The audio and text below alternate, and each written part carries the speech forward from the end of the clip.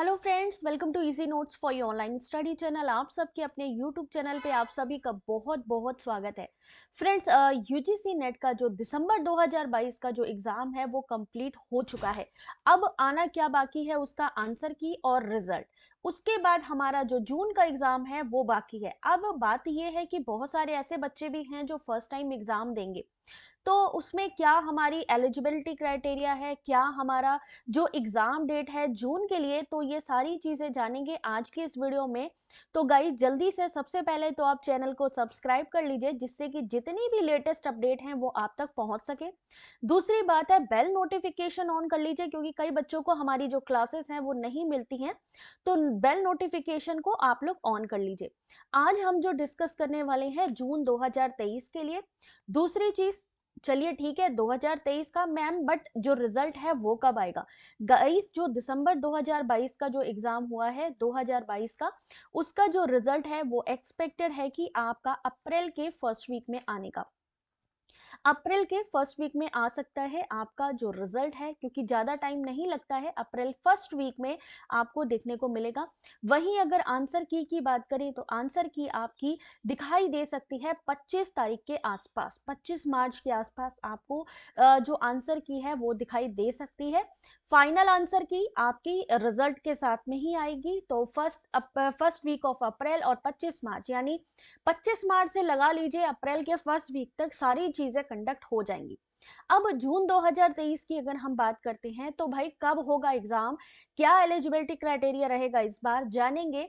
तो स्टार्ट करते हैं गाइस यहाँ पर, क्योंकि सबसे ज्यादा कंफ्यूजन किस बात पे है कि यूजीसी नेट का एग्जाम कब होगा, कैसे होगा, क्या हमारे पास क्वालिफिकेशन होनी चाहिए, एज होनी चाहिए। तो गाइस यहाँ पर हम आपको बता दें, सबसे पहले तो इसकी नोटिफिकेशन आ चुकी है। यूजीसी नेट जून 2023 का जो एग्जाम है उसकी एग्जामिनेशन डेट आ चुकी है, जैसा कि आप लोग यहाँ देख सकते हैं स्क्रीन पे। जो जगदीश कुमार जी हैं यूजीसी के चेयरमैन, उन्होंने 13 से 22 जून के बीच में यहाँ पर जो डेट है अनाउंस कर दिया है कि जून का जो एग्जाम है वो 13 से 22 के बीच में होगा। ठीक है, अभी वाला जो एग्जाम हुआ मैम, फिर वो कौन सा था? वो था दिसंबर वाला। जैसा कि आप जानते हो कि साल में 2 बार एग्जाम होते हैं, एक होता है आपका जून में एग्जाम, एक होता है दिसंबर। लेकिन कोविड की वजह से ये एग्जाम डिस्टर्ब हो गए थे, यानी साल में वन टाइम ही एग्जाम हो रहा था। तो फिर जगदीश कुमार जी ने 2023 के स्टार्टिंग में ही बोल दिया कि नहीं भाई, अब हम अपने जो एग्जाम है प्रॉपर टाइमिंग पे करवाएंगे। इसकी वजह से उन्होंने दिसंबर 2022 वाला अनएक्सपेक्टेड एग्जाम भी फरवरी में लगा दिया, और जून की एग्जामिनेशन डेट भी दे दी कि जून 2023 की साइकिल जो है 13 से 22 जून के बीच में एग्जाम कंडक्ट होगा। अब अगर एग्जाम 13 से 22 को होगा तो एप्लीकेशन फॉर्म कब आएंगे इसके? भाई यही सबसे ज्यादा क्वेश्चन मेरे पास इस समय आ रहे हैं। तो यहाँ पर एप्लीकेशन फॉर्म जो एक्सपेक्टेड है आपका, वो है अप्रैल के लास्ट में। 15 अप्रैल के बाद आप मान सकते हो कि कभी भी आपको देखने को मिल सकता है, लेकिन फिर भी जैसा कि लग रहा है अप्रैल के लास्ट तक आना चाहिए। लेकिन हो सकता है कि 15 अप्रैल के बाद कभी भी इसका जो नोटिफिकेशन है आपको दिखाई दे जाए एप्लीकेशन फॉर्म के लिए। ठीक है, एग्जाम डेट मैंने बता दी, एप्लीकेशन फॉर्म अप्रैल में ही आ जाएगा, 15 अप्रैल के बाद कभी भी देखने को मिल सकता है। कितनी फीस लगती है जनरल वालों के लिए? 1100 रुपए फीस। ईडब्ल्यूएस ओबीसी एनसीएल के लिए 550, शेड्यूल कास्ट के लिए, थर्ड जेंडर के लिए 275 एप्लीकेशन फीस यूजीसी नेट जून 2023 के लिए। एक और चीज बहुत इंपॉर्टेंट है कि आप जानते हो कि स्कॉलरशिप फेलोशिप भी होती है, लेकिन एक स्कॉलरशिप ऐसी भी है जिसको डिसकंटिन्यू कर दिया गया है, और वो कौन सी है? Maulana Azad national fellowship scheme for minorities, यानी MANF को यहाँ पर डिसकंटिन्यू कर दिया गया है, यानी अब ये जो फेलोशिप है आपको नहीं मिलेगी। उसके अलावा किसके लिए अप्लाई कर सकते हैं आप? शेड्यूल कास्ट स्टूडेंट, जो आपका नेशनल फेलोशिप है, अदर बैकवर्ड क्लासेस हैं उनके लिए आप अप्लाई कर सकते हैं, लेकिन मौलाना आजाद नेशनल फेलोशिप के लिए आप अप्लाई नहीं कर सकते, डिसकंटिन्यू कर दिया गया है, ध्यान रखिएगा। दूसरी चीज है मोड ऑफ एग्जामिनेशन। बच्चे कंफ्यूज होते हैं कि मैम जो एग्जाम है वो ऑफलाइन होगा या ऑनलाइन एग्जाम होगा। तो गाइस ये एग्जाम आपका 2018 से ऑनलाइन एग्जाम ही हो रहा है, कंप्यूटर बेस्ड हो रहा है। इसका भी वीडियो ऑलरेडी मैंने अपने जो है वीडियो में सेक्शन में आपको मिल जाएगा, मैंने अपडेट किया हुआ है। पैटर्न ऑफ एग्जामिनेशन, 2 पेपर होते हैं इसमें, ऐसे ही सेट एग्जाम में भी 2 ही पेपर होते हैं। यहाँ पर कोई भी ब्रेक नहीं दिया जाता है दोनों पेपर के बीच में। पहला जो पेपर होता है जिसको हम पेपर 1 कहते हैं, 50 क्वेश्चन आते हैं, जबकि दूसरे पेपर में 100 क्वेश्चन आते हैं। हर क्वेश्चन के 2 मार्क्स है। पहले क्वेश्चन में आपका एप्टीट्यूड टेस्ट है टीचिंग रिसर्च से जुड़ा हुआ, जिसमें आपकी reasoning ability, reading comprehension, divergent thinking, logical thinking, general awareness के क्वेश्चंस आते हैं। दूसरा जो आपका पेपर है वो आपका सब्जेक्टिव होता है। अगर आपका इंग्लिश है तो आपका इंग्लिश में आएगा। अगर आपने पोस्ट ग्रेजुएशन मान लीजिए आपने किया है इलेक्ट्रॉनिक साइंस में, तो आपको इलेक्ट्रॉनिक साइंस में देना होगा। सबका पेपर 1 जो होता है, सबका पेपर कॉमन होता है, पेपर 1, यानी सब एक ही इस सिलेबस से तैयारी करते हैं। हालांकि एग्जामिनेशन सेंटर में शिफ्ट 1 शिफ्ट 2 या अगले दिन का पेपर चेंज हो जाता है। 3 घंटे का पेपर होता है विदाउट एनी ब्रेक। जितने भी क्वेश्चन है कंपलसरी है, हालांकि कोई नेगेटिव मार्किंग नहीं है। सब्जेक्ट और सिलेबस, अब क्योंकि भाई 13 से एग्जाम स्टार्ट है, 13 जून से एप्लीकेशन फॉर्म कभी भी आ सकते हैं। तो ऐसा तो नहीं है कि हमारे एप्लीकेशन फॉर्म आएंगे हम तब से ही एग्जामिनेशन की तैयारी स्टार्ट करेंगे, बिल्कुल भी नहीं। हमारी तैयारी अब स्टार्ट हो जानी चाहिए क्योंकि टाइम कम है। तो क्या करना है, यहाँ पर एक लिंक आप देख सकते हैं ugcnetonline.in, यहाँ से आप अपना सिलेबस डाउनलोड कर सकते हैं। अदरवाइज हमारी वेबसाइट भी है, हमारी वेबसाइट है easy notes for you online study, जहां से आप ये पूरा का पूरा सिलेबस आपको मिल जाएगा, आप लोग डाउनलोड कर सकते हो, ठीक है, .in। उसके बाद आगे बात करते हैं medium of question paper, Hindi और इंग्लिश दोनों में क्वेश्चन आएगा।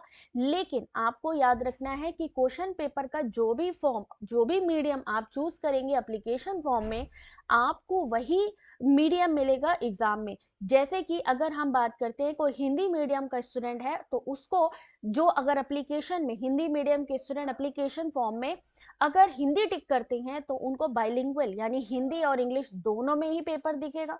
बट अगर एप्लीकेशन फॉर्म आ गया और उसमें पूछा गया कि आपको पेपर किस में देखना है, और अगर आपने वहां पर इंग्लिश मीडियम टिक कर दिया, तो सिर्फ आपको इंग्लिश वर्जन ही मिलेगा। यहाँ पे कई बच्चे गलती कर देते हैं और बाद में इस चीज का उनको रहता है कि भाई अब क्या करें।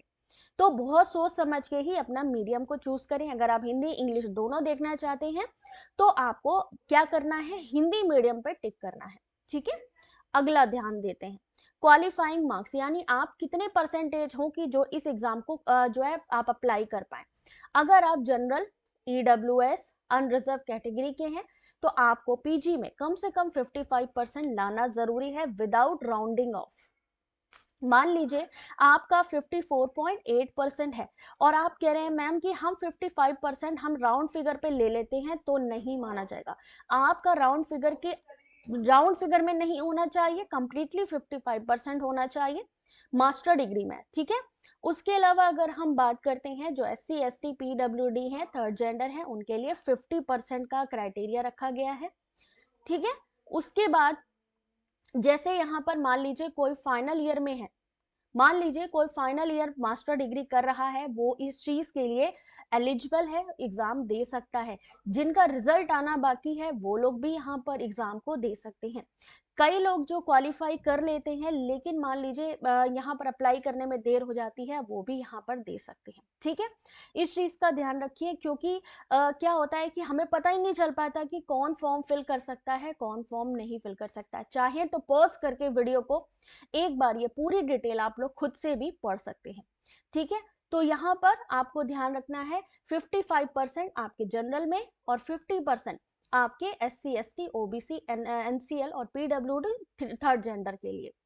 उसके बाद एक चीज सबसे ज्यादा क्वेश्चन जो पूछी जाती है कि JRF और नेट, क्या इन दोनों के लिए अलग अलग फॉर्म होता है? नहीं, दोनों का एक ही एप्लीकेशन फॉर्म होता है। बस कॉलम में आपको ये लिखना होता है कि आप सिर्फ जेआरएफ के लिए अप्लाई करना चाहते हैं या असिस्टेंट प्रोफेसर के लिए।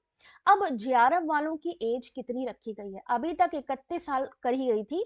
अभी तक कोविड की वजह से जो एज बढ़ाई गई थी, क्योंकि एक बार ही साल में एग्जाम हो रहा था, तो कोविड कोविड की वजह से जो 31 साल एज करी गई थी, तो अब इन्होंने फिर से उसको 30 साल ही कर दिया है।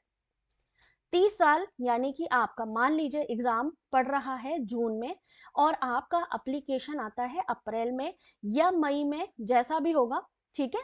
तो आपका एज कैलकुलेट किया जाएगा। अगर अप्रैल में फॉर्म आता है तो अप्रैल से काउंट होएगा, ठीक है। देखिए ध्यान से, as on first day of the month in which the examination is concluded. जैसे कि फरवरी में एग्जाम था तो फरवरी में एग्जाम था तो फरवरी से एज कैलकुलेट करी गई कि 30 साल से ज्यादा नहीं होना चाहिए। हालांकि यहाँ पर इसको फिर से चेंज किया गया और इसको दिसंबर से काउंट करा गया, क्योंकि दिसंबर का एग्जाम था। तो आप ये याद रखिए, जो भी आपका एग्जाम का मंथ है जैसे कि जून, तो वहां से कैलकुलेट किया जाएगा या फिर अप्रैल से। ये दो चीजों का कंफ्यूजन जो मेन इंफॉर्मेशन बुलेटिन आएगी उससे कंफर्म होगा। लेकिन यस, ये चीज कंफर्म है कि आपकी 30 ईयर से ज्यादा नहीं होनी चाहिए फॉर जनरल कैटेगरी। जबकि अगर हम बात करें 5 साल का रिलैक्सेशन ओबीसी एनसीएल, उसके अलावा अगर हम बात करें SC ST PWD third gender, उसके अलावा जो वुमेन अप्लीकेंट्स हैं यानी जो फीमेल कैंडिडेट हैं, उनको भी 5 साल का रिलैक्सेशन मिलेगा, ठीक है। तो ये चीज ध्यान रखनी है। उससे ज्यादा अगर आपकी एज हो गई, यानी फीमेल के लिए बात करें तो 35 साल। अब अप्रैल में फॉर्म आता है, अप्रैल से काउंट करेंगे या जून से, इन्हीं दोनों में से कोई एक मंथ ये लोग उठाएंगे। असिस्टेंट प्रोफेसर के लिए कोई एज लिमिट नहीं है, नो अपर एज लिमिट, इसको कोई भी फिल कर सकता है। लेकिन यस, जेआरएफ के लिए आपकी एज कैलकुलेट होगी। तो गाइस यहाँ पर आपको बता दिया है, जो भी 2023 का एग्जाम देने जा रहे हैं, कहीं पर भी कोई कंफ्यूजन हो, आप हमसे पूछ सकते हैं, कमेंट कर सकते हैं। एग्जाम का मैंने पूरा जो चीज जो भी मेरी नॉलेज में थी आपको बतानी जरूरी थी, वो मैंने आपको बता दी है। अगर अच्छा लगा हो वीडियो, अगर लगा हो कि नहीं भाई अच्छी चीज बताई है मैम ने, तो प्लीज चैनल को लाइक शेयर सब्सक्राइब करें। और अपनी कोई क्वेरी होती है तो कमेंट करके जरूर बताएं। Thank you very much, all the very best.